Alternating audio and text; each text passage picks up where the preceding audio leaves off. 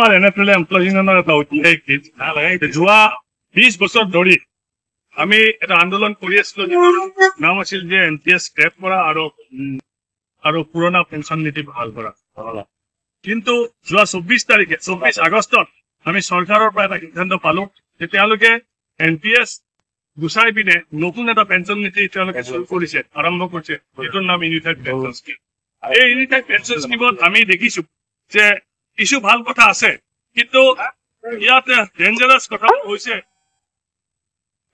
কথাটো হৈছে যে 10% টকা যি ষ্টাফৰ পৰা কাটি নিব, সেইটো ঘূৰাই দিয়া সম্পৰ্কত চৰকাৰ নিমাত।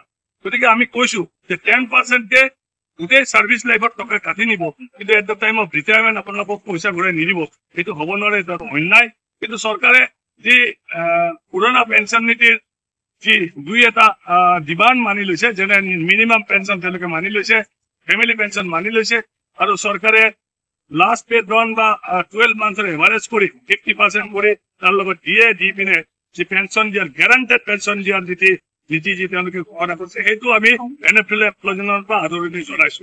কিন্তু তাৰ লগতে যিবোৰ সুবিধা OPS-ত আছে, সেই সুবিধাবিলাক UPS-ত ৰখা নাই। গতিকে আমাৰ ডিমাণ্ড হৈছে NPS গুচাই পিনে OPS বহাল কৰা। গতিকে OPS-ৰ যিমানবিলাক সুবিধা আছে, সেই গোটেইবিলাক সুবিধা নতুন স্কিমটোত দিব লাগিব। আৰু সেইকাৰণে আমি আৰম্ভ কৰিছো যে আজি আকৌ আমি আন্দোলন আৰম্ভ কৰিছো যে আমাৰ আন্দোলনৰ যিবিলাক ডিমাণ্ড আছে, সেই ডিমাণ্ডবিলাক 100% ভৰাই আমাক OPS লাগে। আমাক NPS-ৰ পৰিৱৰ্তে UPS নালাগে, আমাক OPS লাগে। চৰকাৰে যি দিছে সেইটো আমি লৈছো, কিন্তু আমাক OPS-ৰ দৰেই হেডপাৰ OPS সকলোবিলাক ফেচিলিটি লাগে। তাৰ কাৰণে এই এটা বাইক ৰেলী আমি লিডুৰ পৰা কেতিয়াৰ পৰ্যন্ত বাইকেৰে আমি যাত্ৰা আৰম্ভ কৰিছো।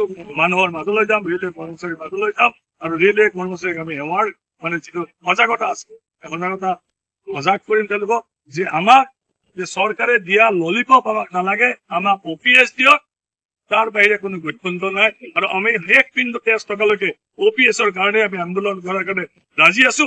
আৰু এই আপোনালোকৰ মাধ্যমেৰে আমি ক'ব খোজো যে আজি এই শুভ আৰম্ভণি আমাৰ OPS-ৰ কাৰণে যিটো যাত্ৰা, যিটো আন্দোলন হ'ব, সেইটোৰ কাৰণে আমি লিডুৰ বা কাটিহাৰৰ যি বাইক ৰেলী তিনিচুকীয়া ডিভিজনৰ পৰা আমি এই শুভ আৰম্ভণি কৰিছো। এইটো কাটিহাৰত গৈ পিনে শেষ হ'ব, আৰু ইয়াৰ মাধ্যমেৰে আমি আন্দোলনৰ কাৰ্যসূচী আৰম্ভ হোৱাৰ বুলি ধন্যবাদ।